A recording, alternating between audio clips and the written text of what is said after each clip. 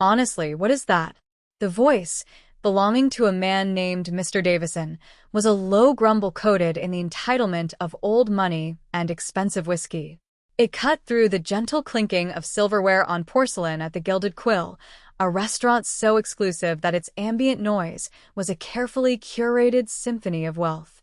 His gaze was fixed on a lone figure seated at the corner table by the vast, floor-to-ceiling window overlooking the city lights. It was an old man, his back ramrod straight, dressed in a simple, gray traditional kimono that seemed to absorb the opulent golden light of the dining room rather than reflect it. The fabric was a quiet island in a sea of sharp Italian suits and shimmering cocktail dresses.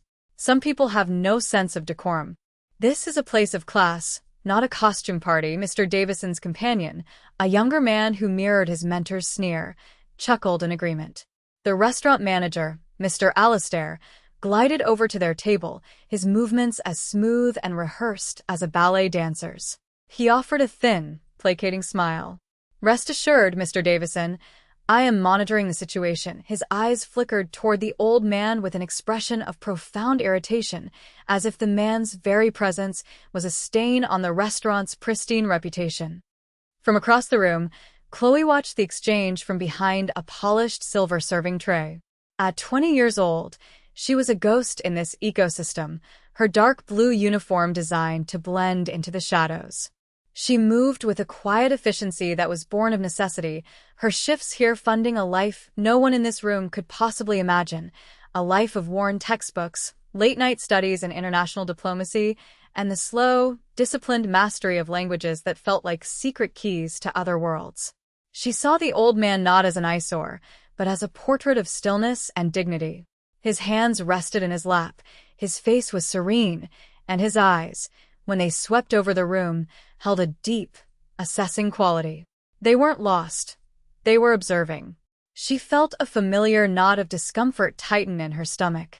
It was the same feeling she got whenever she saw someone dismissed before they'd even had a chance to speak, a judgment passed based on the cover, not the content. Mr. Alastair's path toward the old man was a slow, deliberate march of authority. He held a leather-bound menu like a shield, his posture radiating a condescending paternalism that made Chloe's teeth ache. He was about to perform the restaurant's most subtle, yet most brutal, act, the polite, smiling eviction of the undesirable.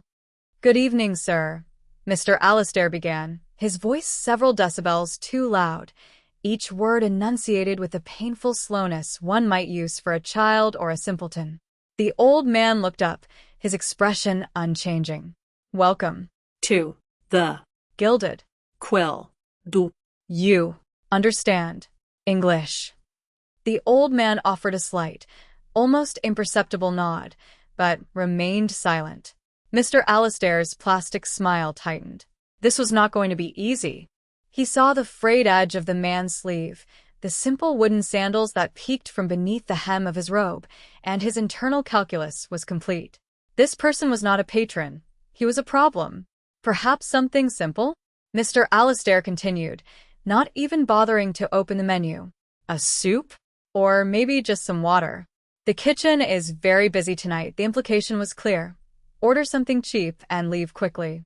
The old man's gaze drifted from Mr. Alastair's face to the menu in his hands, and he lifted a single, elegant finger to point at it. With a sigh of theatrical patience, Mr. Alastair opened it. The man's finger traced a path across the page, landing on the most complex and expensive item, the 7-course tasting menu with the premier wine pairing. Mr. Alastair's smile faltered. He stared, momentarily confused, then his composure hardened into suspicion. "That is a very significant choice, sir. It is for discerning palates. And it is priced accordingly." He was questioning not the man's taste, but his wallet. Chloe, refilling water glasses at a neighboring table, heard every word. Her hands, usually so steady, felt a slight tremor. The injustice of it was a physical thing, a sour taste in her mouth. She saw Mr. Davison watching the scene with undisguised amusement, whispering to his friend. The entire room seemed to be holding its breath, a silent jury waiting for the verdict on this strange, quiet man. The old man simply looked at Mr. Alastair, his eyes calm, and then spoke. His voice was soft, a low murmur in a language that fell on the manager's ears like meaningless static.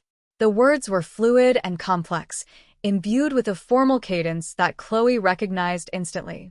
It wasn't the common, conversational dialect she heard in films or online tutorials.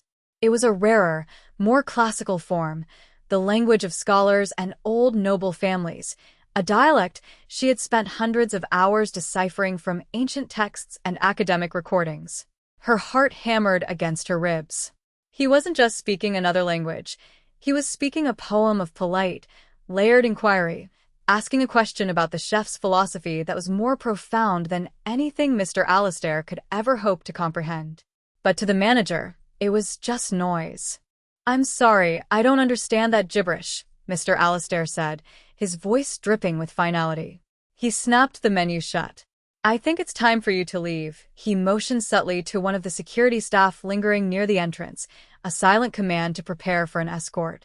The old man did not move. He simply watched, his face a mask of disappointment, as if he had come seeking something precious and had found only dust. This was the moment. Chloe felt it in her bones. A line was being crossed, a profound act of disrespect was about to be committed, and the passive bystanders of the room were content to let it happen, their comfort more important than a stranger's dignity. She placed her water pitcher on a nearby service stand, her movements suddenly deliberate. Her co-worker, a nervous young man named Ben, shot her a panicked look. "What are you doing?" "Alastair will kill you," Chloe didn't respond. Her focus was entirely on the corner table, on the collision of arrogance and grace that was playing out under the golden chandeliers. She smoothed the front of her apron, a simple, almost unconscious gesture of steadying herself, and began to walk. The few feet of plush carpet separating her from the table felt like a mile. Every eye in the restaurant seemed to follow her, this anonymous waitress daring to step into the center of a drama orchestrated by her superior. Mr. Alastair saw her approaching and his face contorted into a mask of cold fury. "Chloe, return to your station." Now, his voice was a low hiss, meant only for her, but she ignored it. She stopped beside the old man, her posture respectful, and bowed her head slightly in a gesture of deference she had only ever read about. She looked at the old man, meeting his steady gaze, and then she spoke. The words left her lips not as a hesitant whisper, but as a clear, respectful stream of the same formal, elegant language he had used. She apologized for the manager's lack of understanding and for the inhospitable welcome. She then answered the question he had posed, explaining the chef's dedication to seasonal ingredients and the fusion of classic techniques with modern artistry. She spoke with a fluency that was both academic and heartfelt, a bridge suddenly appearing in a chasm of misunderstanding. The entire room fell into a stunned, absolute silence. The only sound was the soft, melodic cadence of Chloe's voice. Mr. Davison's jaw hung slightly agape. Mr. Alastair froze, his hand still half raised to dismiss her, his face a kaleidoscope of confusion, shock, and dawning horror. But the most profound reaction came from the old man himself. For the first time all evening, his serene expression shifted. His eyes, which had been so distant and assessing, widened with genuine surprise. A slow, warm smile spread across his face, a beautiful and radiant thing that transformed his features from stern and remote to gentle and deeply kind. He replied to her, his voice now filled with an appreciative warmth, and a real conversation began. It was a dialogue that excluded everyone else in the room, an intimate exchange happening in plain sight, shifting the entire balance of power with every syllable. Chloe stood beside him, no longer a servant, but an emissary, a vital link. Mr. Alastair stumbled back a step, as if pushed by an invisible force. What is going on? "What are you saying?" he stammered, his authority evaporating like mist. Chloe turned to him, her expression calm but her eyes holding a new, unassailable confidence. "This is Mr. Sato," she said, her voice now back to English, clear and resonant in the silent room. And he was just asking a very insightful question about the restaurant's culinary ethos. He was also about to tell you that his translator was unfortunately delayed by a traffic accident, and he was deeply apologetic for any inconvenience. She paused, letting the weight of her words settle. He has been perfectly patient. He has been perfectly polite. The failure to communicate, Mr. Alistair, was entirely yours. The manager's face paled.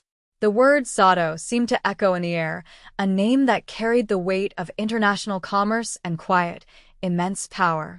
It was a name associated with sprawling technology empires and global real estate holdings.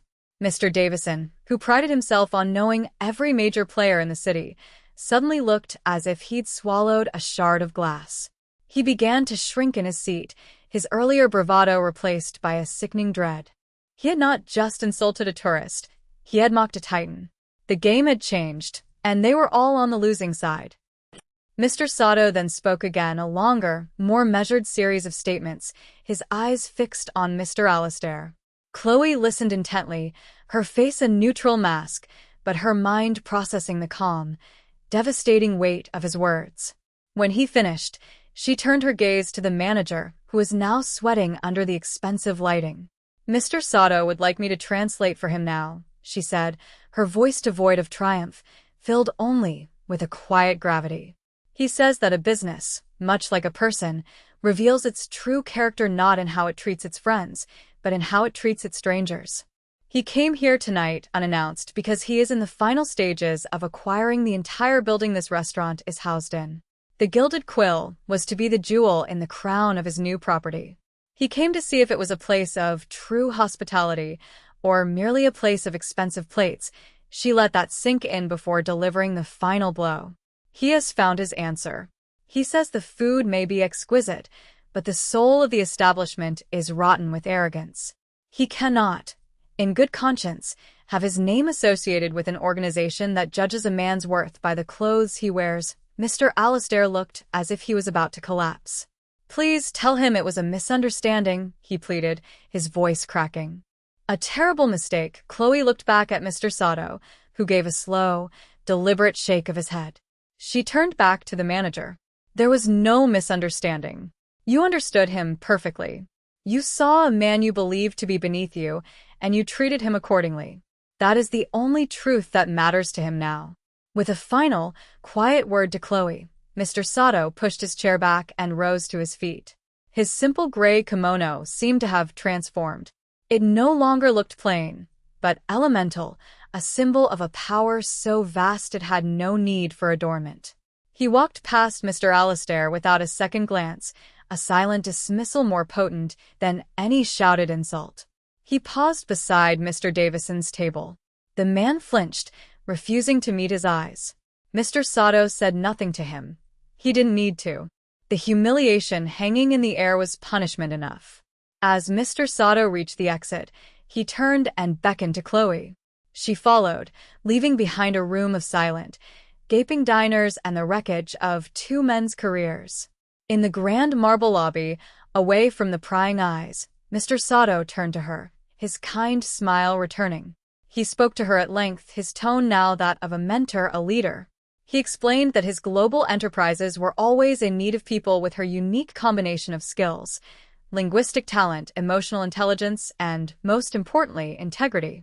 He saw what no one else in that room had bothered to see, not a waitress, but a diplomat in disguise. He is offering you a position. The translator, a flustered young man who had just sprinted into the lobby, said breathlessly, having arrived far too late. Chloe smiled. I know, she replied, then turned back to Mr. Sato and answered him directly in his own tongue. She told him she was honored to accept his offer. It was a moment of profound, life-altering clarity. Her future, which had once seemed a long, uphill climb funded by tips from men like Davison, had just been redrawn in a single evening. Mr. Sato nodded, pleased. He handed her a simple, elegant business card. On it was a private number. He instructed her, through his now-present translator, to call the number in the morning to arrange the details of her new role, which would involve managing communications for his new North American acquisitions. She would be based in this very city, but her work would take her around the world. As he prepared to leave, a sleek black car pulling up to the curb outside, Chloe remembered one last thing. She walked back to the entrance of the dining room, where Ben was standing, his eyes wide with awe. She untied her apron, the simple garment that had been her uniform and her shield, and handed it to him. "I don't think I'll be needing this anymore," she said, a small, genuine smile on her face. Leaving the apron behind felt like shedding a skin. She was no longer Chloe the waitress, a ghost in the machine of the elite. She was Chloe, the woman who had spoken truth to power, the one person who had listened when no one else would. She walked out of the restaurant and into the cool night air, the city lights glittering before her, no longer just a backdrop, but a promise of the vast, open world that was now hers to explore. The gilded quill would have to find a new jewel for its crown. Its old one had just walked out the door. The aftermath within the restaurant was swift and brutal. Mr. Alistair was fired before the last of the evening's desserts had been served, dismissed via a cold, terse phone call from the building's current ownership, who had already been informed of Mr. Sato's decision. He was last seen leaving through a service exit, his smooth composure shattered, a man who had built his identity on the fragile foundation of perceived status and had watched it crumble to dust. Mr. Davison, after attempting to pay his bill and finding his corporate card mysteriously declined, left in a huff of impotent rage, vowing to never return, a threat that was met with the silent indifference of the staff. His power in that room had been entirely performative, and with the true owner's disapproval made clear, his performance was over. The story of the quiet old man and the waitress who spoke his language became a legend among the city's service industry, a cautionary tale whispered in hushed tones in kitchens and back rooms. It was a reminder that you never knew who you were serving, that dignity was a currency more valuable than gold, and that true strength often resided in the quietest corners of the room. Chloe's journey, meanwhile, was just beginning. Her first week on the job was a whirlwind of meetings in sterile boardrooms that felt a world away from the clatter of the restaurant floor. She was given an office with a view that dwarfed the one from the Gilded Quill, a testament to her new station. She learned the intricate details of Mr. Sato's empire, not as an outsider, but as a trusted confidant. He valued her perspective, not just for her language skills, but for her innate ability to read people, to see beyond the surface of things. She had seen him when he was invisible, and for that, he trusted her sight completely. She proved to be a natural, her years of observing the subtle dynamics of power and privilege in the restaurant having given her a masterclass in human behavior. She navigated complex negotiations with the same quiet grace she had once used to navigate a crowded dining room, her voice a calm and steadying presence in rooms full of loud, aggressive men. She never forgot the lesson of that night, that listening was a superpower and empathy was the sharpest tool in any negotiation. Her success was not a fairy tale, it was earned, a direct result of the quiet, unseen work she had been doing all along. The world had finally learned her language.